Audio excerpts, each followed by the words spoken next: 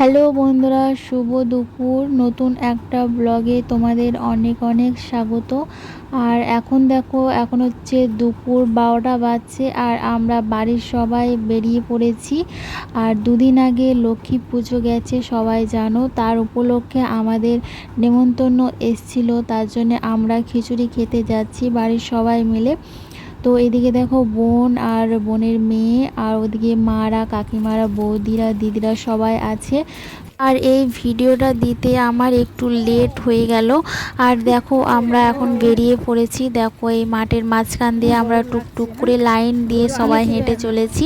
ঢালাই রাস্তা, আর দুদিকে দুপাশে দেখো কত সুন্দর সবুজে সবুজে ধান জমিতে ভর্তি। দেখো চারপাশটা কত সুন্দর লাগছে। তো গ্রামের পরিবেশটা তো সবারই খুব সুন্দরই লাগে, তো আমার তো অনেক সুন্দর লাগে। আর আমি গ্রামেরই মেয়ে। আর প্রত্যেক বছরে আমাদের এই লক্ষ্মী পুজোর পরের দিনকে খিচুড়ি খাওয়ানো হয়। আর এই আমাদের এই ধুলুক গ্রামে এতটাই নামডাক হয়ে গেছে যে লক্ষ্মী পুজোয় এত এত লোককে খিচুড়ি খাওয়ায়। তো আমাদের ধুলুক গ্রামেরও বাইরে থেকেও খিচুড়ি খেতে আসে অটো করে, টোটো করে। এখন আমরা পৌঁছে গেছি। তো পৌঁছে দেখি প্রথম ব্যাচ বসে পড়েছে। আর এখন আমরা প্রথমেই চলে এসেছি বলে অতটা এখন লোক নেই, অতটা ভিড় নেই। তো আমরা বসবো, সেকেন্ড ব্যাচে বসবো। তো প্রথম ব্যাচ বসে পড়েছে। আর এদিকে দেখতে পাচ্ছ সব ডেকে করে, গামলাতে ডেকে করে সব খিচুড়ি তরকারি সব রেখে দিয়েছে এখানে সাইডে। আর ওই সাইডেও খাওয়ানো হচ্ছে। তো অনেক দুদিকে তিন দিকে প্যান্ডেল করেছে, তো সব দিকেই চাড়িয়ে চুড়িয়ে খাওয়াচ্ছে। তো তার জন্য অতটা ভিড় নেই, তো ভিড় হবে। আমরা প্রথম চলে এসেছি বলে তা অতটা হালকা ভিড় আছে। তো এই দেখো আমরা এখন বসে পড়েছি। তো এখন আমাদের পাতা দিয়ে দিয়েছে, আর আমরা বোতলে করে জলও নিয়ে এসেছি। তো জলটা দেয় না, তো তার জন্য আমরা জল নিয়ে এসেছি। আর এই দেখো আমাদের পুচকুটাকে দেখো মাঝখানে আমরা বসিয়েছি। প্রচণ্ড গরম করছে, আর উপরে তিরপলের ছাউনি দিয়েছি, তো গরমটা তো আরও বেশি লাগবে। আবার তো তাতে আবার খিচুড়ি, তো খিচুড়ি খেলে তো আরও বেশি গরম লাগে।